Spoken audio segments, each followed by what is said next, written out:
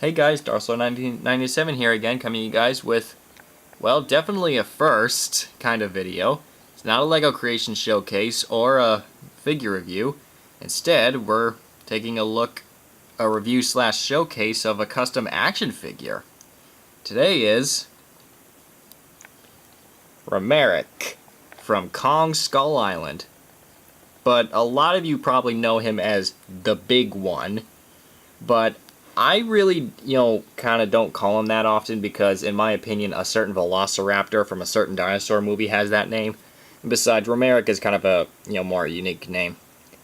And in case I'm pronouncing it wrong, I believe it's spelled Ramarak, Ramarak, or something, I don't know.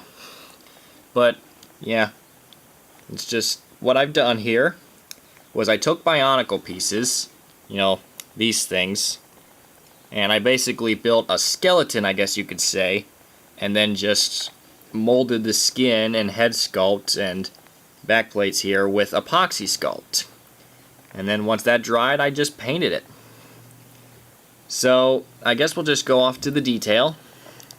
Here's the head sculpt that, again, I sculpted. Now, contrast to popular belief, this right here is not the eye. This right here is the eye. The teeth I individually sculpted, and he made sure to get the teeth that are on the roof of his mouth and not on the outside like most creatures are. Here's the other side.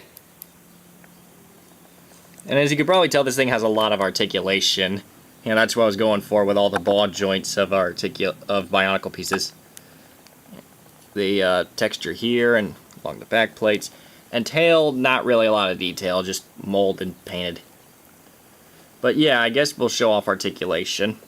A ball jointed head, ball jointed neck, ball jointed shoulders, ball jointed elbows, ball jointed wrists with, the feet I sculpted myself, and ball jointed top of the tail and 1, 2, 3, 4 ball joints, even though these ball joints right here are limited to going up and down. Yeah, but I made this guy because, Lantern Toys, which is currently, as of this video, the only thing we can get. Bandai or SH Monster Arts hasn't really said anything about if they're going to do anything, and NECA said that they're not interested.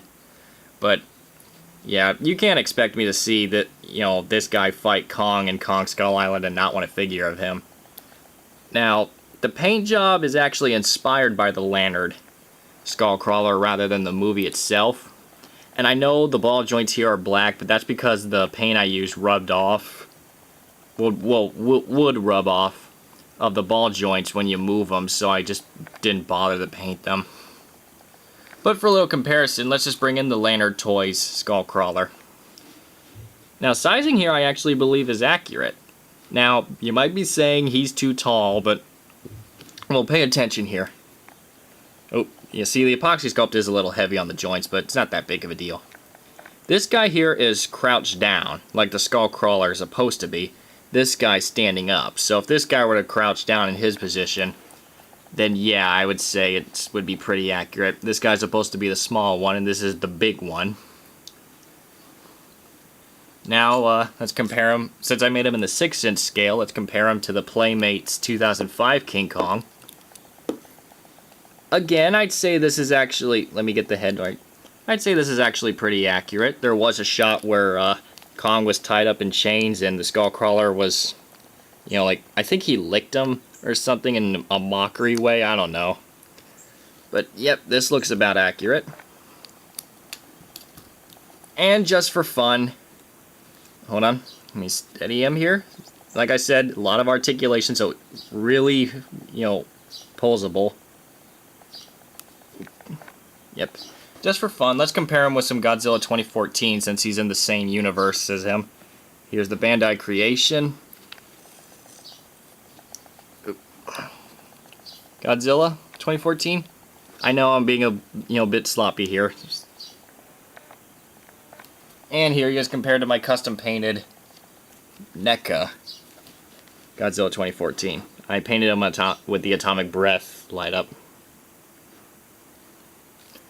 And so that is it for this showcase / review. I hope you guys enjoyed it, and I'll see you guys next time.